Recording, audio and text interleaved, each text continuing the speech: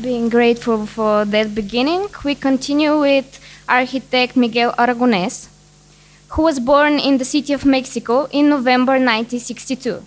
Self-taught and alien architect by conviction of circles, schools, and associates of architects, has made a rich and original architecture work over 2 decades.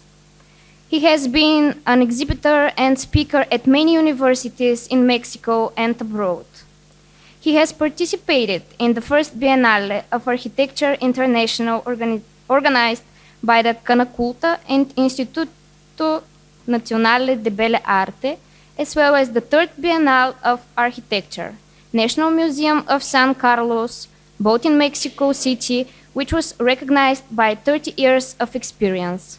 His work has been published in hundreds of magazines and publications around the world, in the countries such as Russia, Italy, Spain, France, Germany, US, Argentina, Brazil, and Mexico, among others.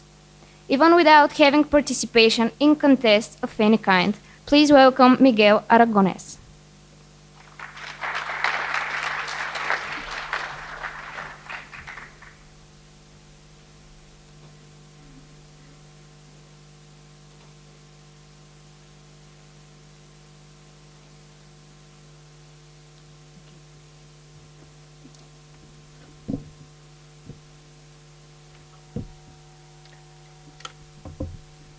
Okay, thanks to the International Academy of Architecture for this invitation. And it's an honor to be part of the Academy. Thank you so much, Georgi Stoilov and the new president, Amadeo. Thanks for the invitation. My presentation will be very brief. It will be 30 minutes video. Let me explain about it. What I try to explain in these 30 minutes is the process to create the architecture that I imagine. It's the way I think, is the way I produce something that I design. I think the most important part of the design is it could be aligned with the way what you think. But in any case, all what you will be watching, it was the 30 years production. I have been working in the last 30 years. And I produce everything that you will see, and I finance all the works, and I produce it and I design it. It will be very fast to see the beginning of my work.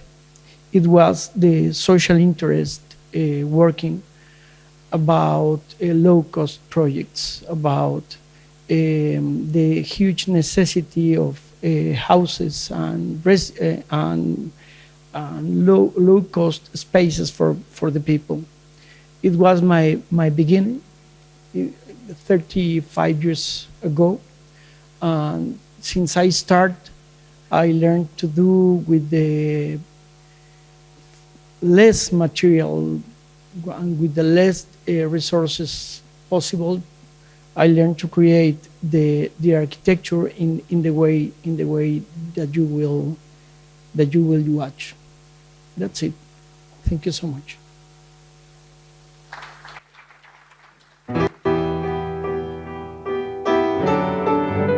Mexico is a land watched over by the sun. Why not take advantage then of this legacy and make it protagonist, an accomplice of architectural space? Why not let its powerful presence dwell in our interiors? Why not use the sunlight to generate sensations, atmospheres? The sun is to the architect what the compass is to the navigator. It is both the starting point and a guiding principle behind all projects. When viewing a property, the first thing you need to know is where it comes up and where it goes down. where you want its light to enter in the summertime and where during the winter. The sun has to be captured, manipulated, seduced, its light stored, not scattered, but softened. This ability, the art of containing light, transforms the architect in a translator, an alchemist of sorts. As in navigation, latitude is the framework behind architecture. In Mexico City, for example, homes are warmed towards the south. There is a continuous, powerful light that lasts while the sun is up. Western light, on the other hand, has a different color and duration. Beyond a doubt, latitude is what colors the world. One of its consequences, climate, is a factor that generates customs with cultural aspects, cosmogonies. Light is a constant. When distorted, modified in terms of frequency or wavelength, different colors and tones of light are achieved. Yellow, blue, red. Thus the architect draws paints light by taking it from dusk on down and allowing it to burst into spaces, reflected on walls as if they were canvases. Light can also become an enigma, given that there is more to it that meets the eye. Understanding light involves unraveling the concept of space and time. The latter is fundamental in architecture given the untimeliness. Its opposite is a plane, the equivalent of a bidimensional graphic, an inert vision of space. It is the conceptual element that communicates what the architect wants to do in lines, his idea, his project. The only thing capable of breathing life into that spatial plane is time. Architecture is movement. Every space is similar to a musical note, and a sequence of these notes translates into rhythm. Beyond the scope of words, perhaps therein lies the origin of a particular language better able to define what each person can imagine. For the architect, words are walls and phrases their spaces, air contained with a form. Thus, we attempt to define. It seems to me that architecture is essentially a language of space, a poetry of forms, sounds, textures, light, color, and life. It is the refuge of all mankind.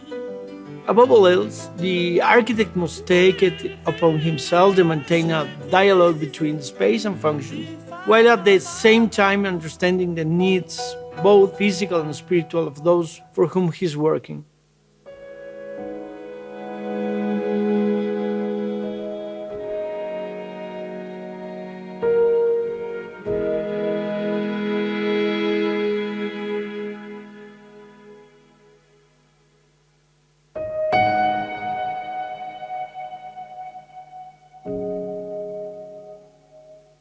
This project is located in San Jose del Cabo, Baja California, Mexico, a very remote zone, almost an island.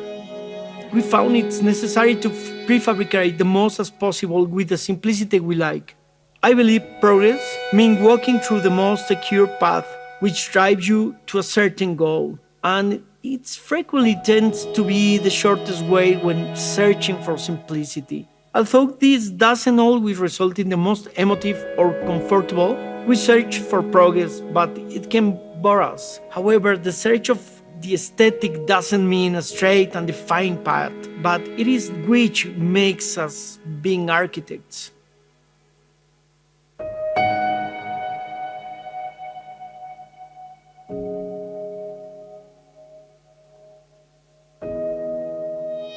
I firmly believe in the similarity between music and architecture, in respecting silence in order to lend meaning to sonorousness, contrast, notes, and rhythms.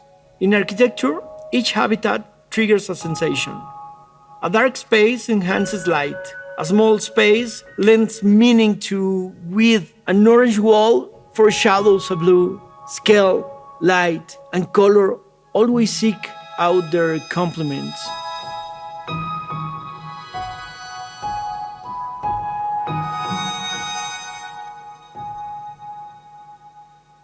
Architecture, like other art forms, challenges our introspection. It is the way in which light, space, and time converse among another and react to their surroundings. There must be congruence between the way life is seen and way it is expressed. We belong to an era and a place, not a style. We are molded by history, and the present gives us meaning.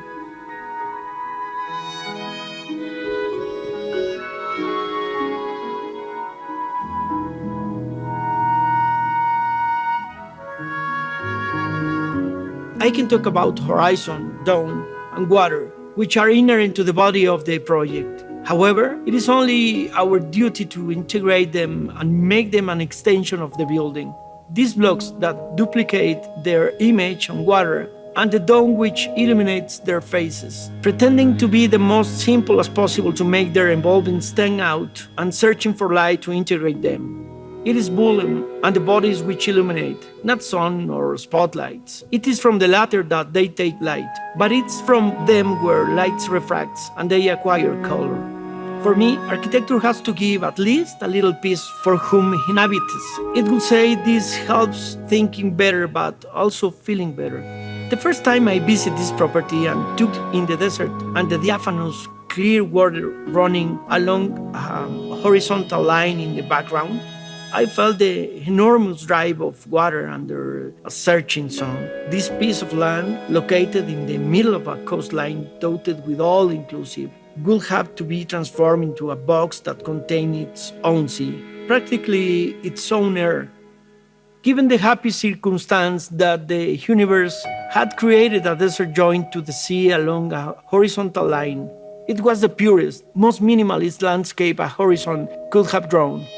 On either side, this dreamlike scenery collided with what humans consider to be aesthetic and violent, baptized as architecture.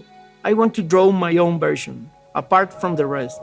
I believe that the greatest virtue of architecture is the generation of sensations, through space, on a series of planes that are found within the realm of sensitivity.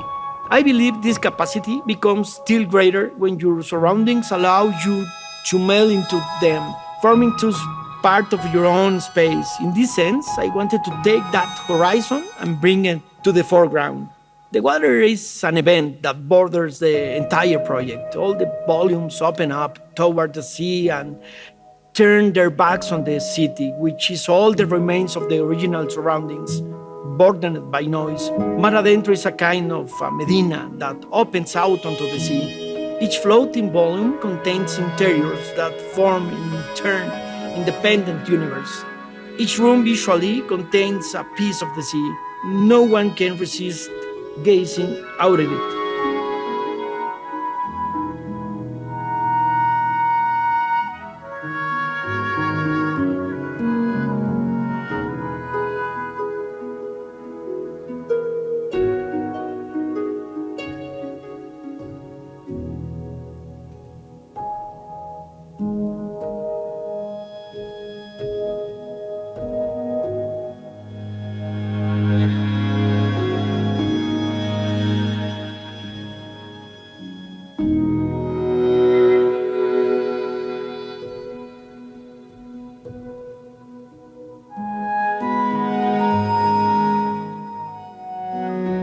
For me, every project consists of three different phases. The first has to do with the concept of space, which is read and deciphered by the architect without references.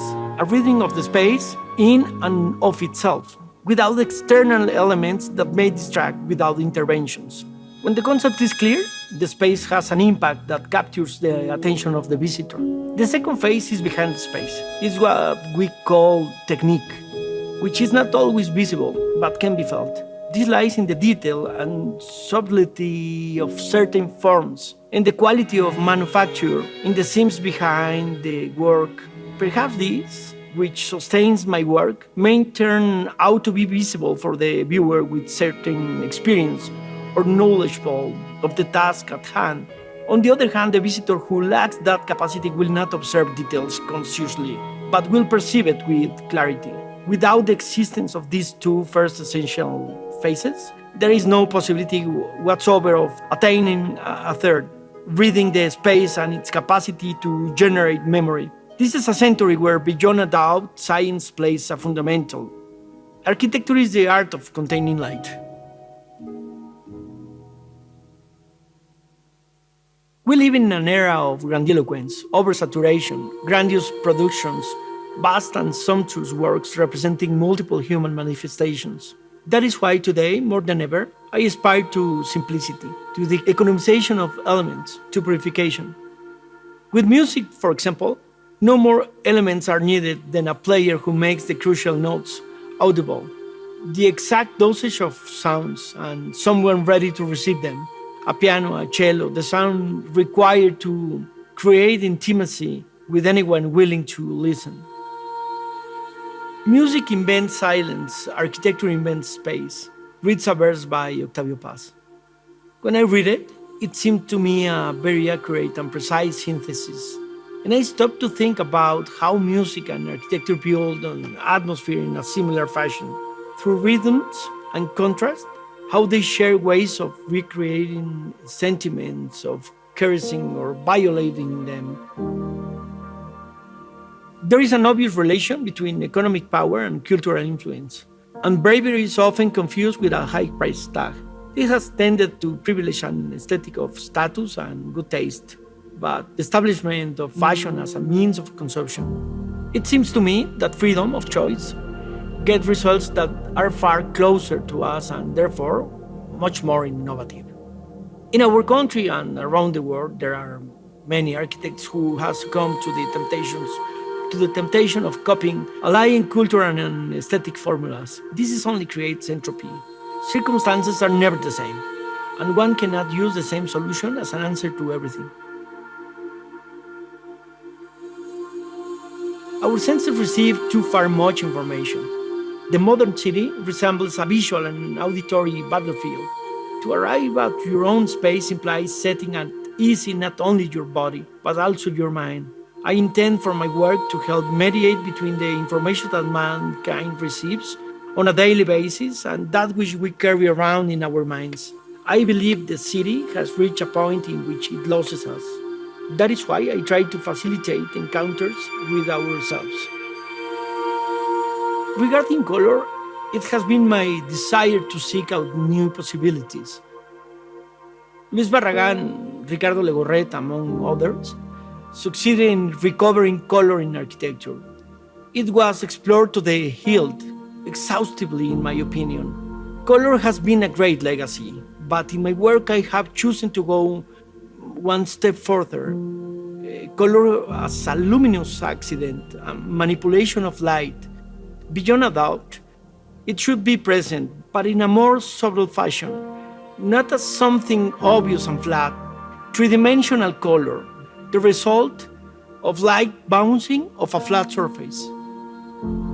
Painting with light, using walls as canvases. Creating thus diverse atmospheres and sensations. This is my intention whenever I use radiance.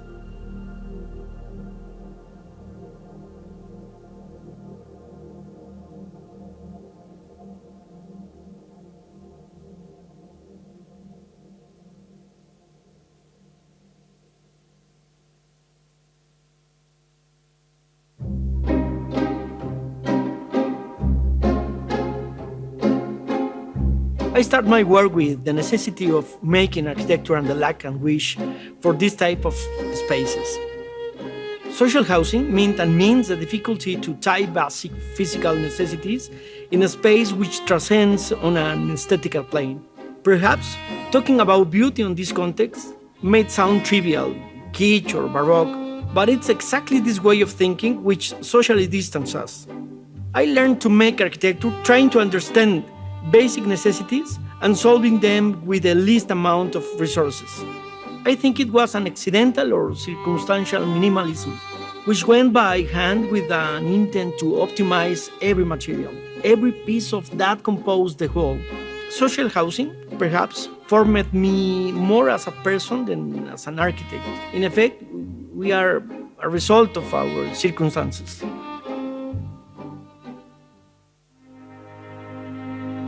Once you get to know the house, you feel how the terrain drops. As it descends, it opens out into the backyard and ends at a cliff, a space that produces an intense sensation of openness. I traced a curved line from one end of the terrain to the other. My idea here was that upon entering the home, guests would proceed down a long hallway with no visible end. The composition of this house had two basic objectives. The first was to honor the cliff. I wanted to somehow play with the vertigo it goes and recreate that sensation in the user. The second had to do with 5 trees that surrounded the existing construction. These were the basis of my composition of a series of windows and patios designed to frame them, as well as certain retaining walls that bordered the terrain and future constructions. Architecture envelopes blanket us. This is the essence of its nobility and power. Urban chaos generates anxiety. That is why I try to create spaces that provide peace, spaces for contemplation. With my houses, I am trying to isolate the inhabitants of a city, protect them, get them away from the noise, and give them an inner stability, which is one way of defining tranquility. The accompaniment to a city's ability to hear sounds, to experience silence. Functionalism did not contemplate emotional states of certain psychological features. Despite having emerged during a boom in Freudian theory, it did not take into account that spaces can also gestate sensations such as happiness, nostalgia, sadness, vertigo, claustrophobia, or even panic. Nor did it consider the beauty also serves a function, and that we need it as an incentive.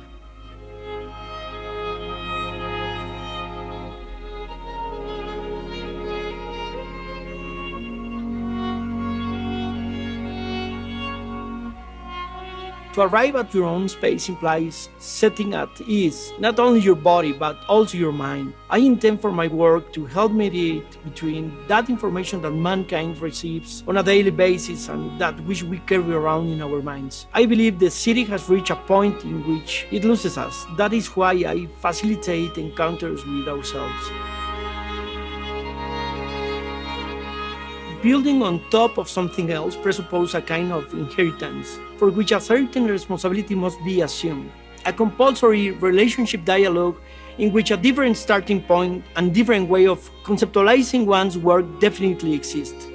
At this house, there was a series of volumes and spaces, all surrounding a patio that opened out onto a cliff. There was also an eclectic architecture of rugged forms with an apparently chaotic geometry. However, upon delving into and carefully reading the blueprints, I discovered a complex order. It reminded me of what Borges used to say, chaos is an order that the mind has not yet deciphered.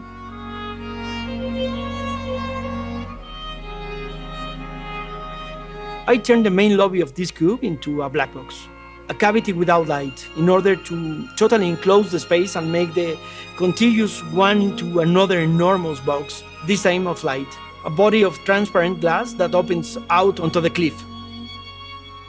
Claustrophobia and vertigo, two states of mind, two extremes, the near absence of space and its excess, in two sides of the same work in a single passage.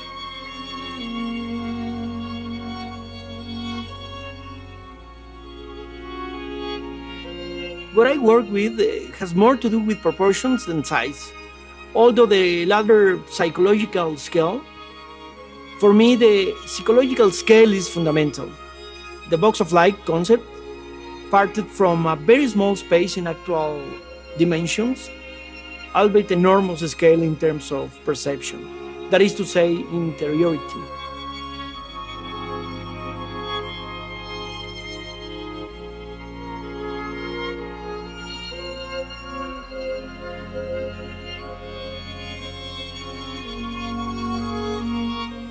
Great artists are capable of unmasking objects. In the broader sense, that is why I believe that art shows us what is pertinent and eliminates the irrelevance of objects, that which does not belong there, purifies objects and allows a much cleaner gaze. It allows us without prejudice, and that is why it makes us more free. Societies that live and produce art are humanized and have a clearer, more vital frame of reference. I am one of those who believe that art has also evolved. In its trajectory throughout history, it has gone from the complexities of Bosch to a certain purification and simplicity that are also entering Such is the case of artists like Dan Flavin, Joseph Albers, and Mark Rothko, for example, where there has been a synthesis, a capacity to communicate and inspire using far fewer resources. Beyond a doubt, we bear witness today to an evolution in the use of language, or even in the management of what inspires us. Maybe it's likely that this reduction of elements in the art of word has to do with the fact that our societies are saturated with information from too many sources. Responding to the excess of messages we find ourselves facing each day. Naturally, I believe art has succeeded in communicating the essential to us with much less.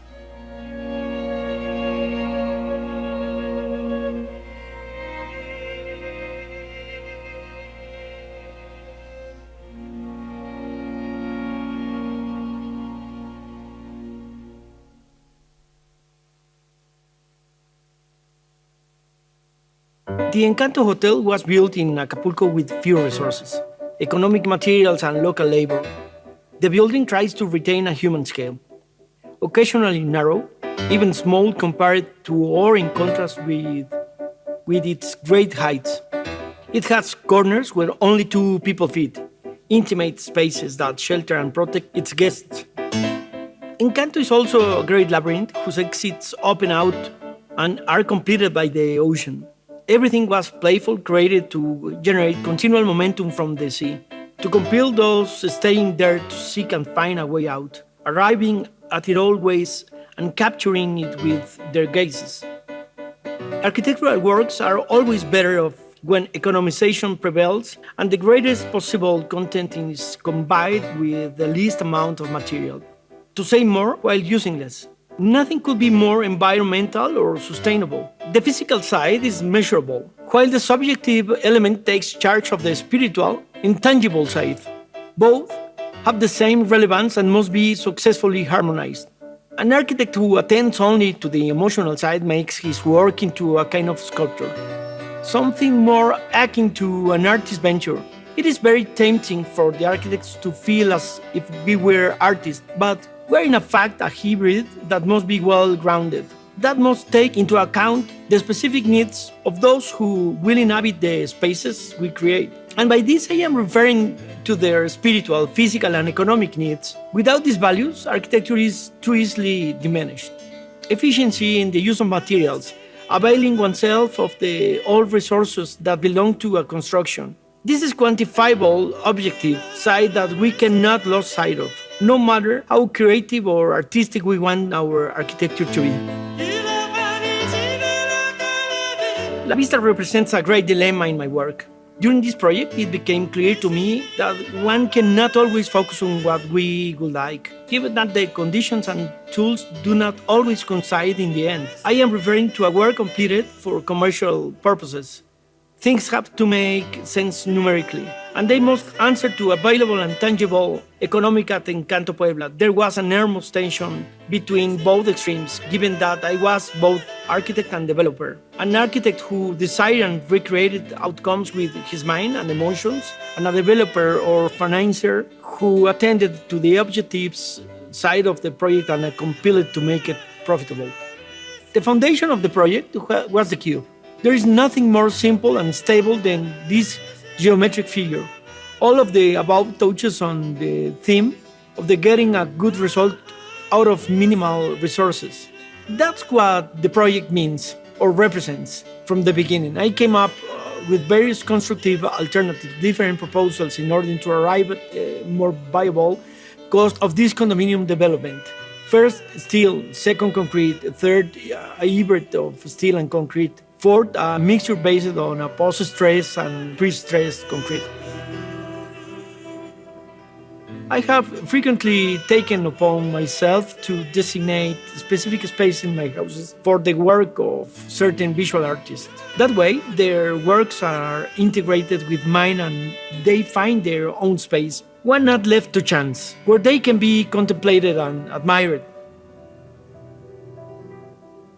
I designed this industrial ship, which will be the venue for an habitational project including 700 condominiums and private housing. Inside it, 2 mock-up rooms, sales and administration offices. This project had to be built with low cost and recyclable materials.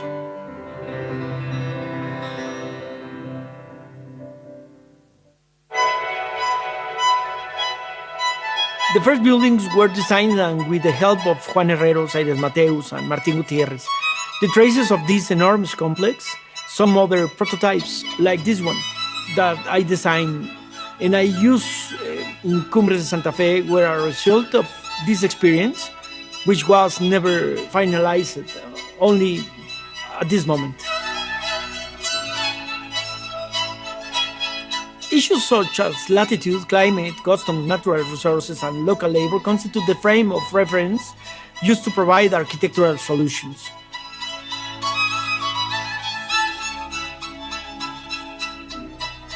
The conservation of the wall in Mexico has been a constant throughout time, from magnificent pre-Hispanic constructions to contemporary developments, passing through colonial architecture along the way. The magic of the wall, symbol, border, annotation, reference of all that is internal and external, inside and outside, guardian of heat and cold, and also of intimacy. This installation is not only thermal, but visual and acoustic as well. The wall is a constant in Mexican architecture.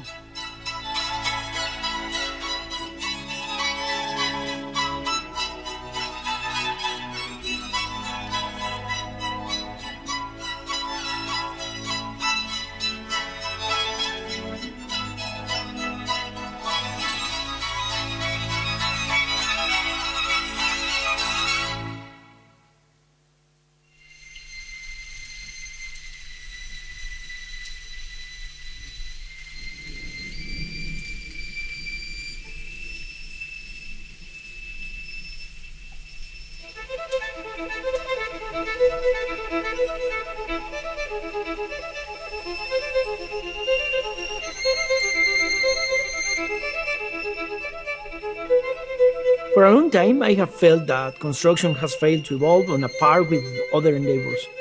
The automobile, for example, in 100 years went from being a wagon to what we know today. And yet, when I look back at the pavilion by Mies van der Rohe, it is, in essence, very similar to what we see today in architecture, albeit transgress a bit perhaps through evolution. We see unnecessarily complicated, but relatively non-complex structure scattered around the world. There are some risky proposals that form part of the current panorama. We refer that as a modern or contemporary, but they have not been very evolutionary. In Mar Adentro, each room was built in a factory. Polyform was our ally, and we built the entire interior structure and sent it in boxes across the sea to its destinations, where it was assembled on site by local hands. In a question of days, the first room was ready, of a quality subject to tyranny of a machine and the wisdom of hands dedicated over the course of a lifetime to construction. There was no room for improvisation. And yet the room was fashioned with intelligence, imagination, and dedication. I learned from those Germans and Italian manufacturers what we sometimes fail to intuit from schools or books over the course of many years. Our project can be constructed entirely through this process, employing a module whose versatility allows to be divided or added onto, thus becoming autonomous or dependent on another structure. Our main module, for example, is a kind of a loft divided in a half in order to create two rooms, as simple as that. In summary, the model is a 2, 3, or 4 bedroom apartment. A house can be formed by adding on 2 or 4 more modules. The important thing here is the versatility of this structure, one that can be entirely factory made, then raised on site in a friendly manner. I believe this project is involved with the logic of technique, being able to build in the most simple way in the workshop, with the lowest cost and highest possible quality. Our allies were Italians at most, Germans, Japanese, North American, and all the labor and prime matter was local with the craftsmanship it entails. Building and houses are modules with more internal modules inside them. In order to assemble on site, modular became one of the essential scopes of the project. Without this result, wouldn't have been possible nor viable for us to do.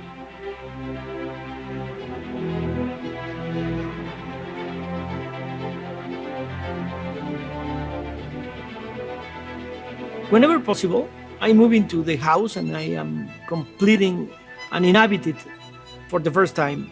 That way I can feel it, experience it. I verify that it is sound and try to improve whatever is not performing up to my level of expectation.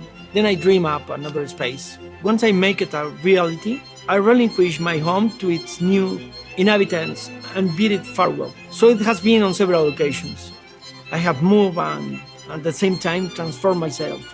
These are always revitalizing experiences that enable me to learn from my own work.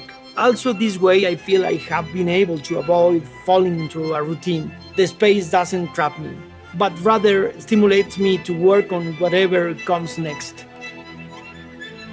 When I was a child, I liked to adventurously explore caves or hideouts made of brush. Perhaps back then I began learning to understand the language in which different spaces speak to us and the effect they have on our souls. I'm not saying these were conscious experiences, rather, they were profound events that I was able to decipher as I went along. One that provides me the guidelines for understanding the power a space can wield over our emotions. It is possible that architectural works trigger our emotion by reminding us of symbols from another time when they cause us to dream through our eyes. Our childhood, a realm of joy and frustration, occasionally translate into the remembrance of nooks and crannies found in our primordial homes. That space safeguarded by our mothers, the family table we shared, the smells, the afternoon light that was ours alone, sensations engraved in our earliest memories. We live and create in its halo. And in some intangible fashion, we reproduce it in many of our acts or even in our works. Upon creating a space, I try to preserve the greatest possible stimuli of our enjoyment. When architecture moves us, it creates memory. When it doesn't express anything, it generates oblivion. I think memory is the most powerful element that an object can produce because it translates in permanence. Spaces can transmit or communicate in very convincing terms. When architecture generates memory, it transcends time.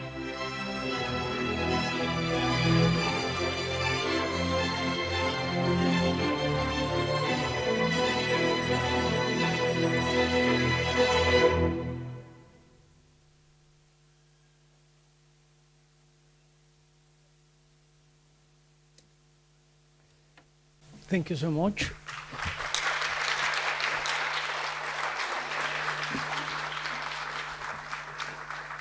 Thank you very much. Just to clarify, the first part of the video, it was the last work that we have done. It was the last 5 years, and the social interest, it was 35 years ago. We spent approx 10 years in a row to get that process. And in the middle of the time, I don't have any work. I didn't present any of the works what we have done. Only the last 10 works in the last 10 or 11 years. That's it. Thank you so much.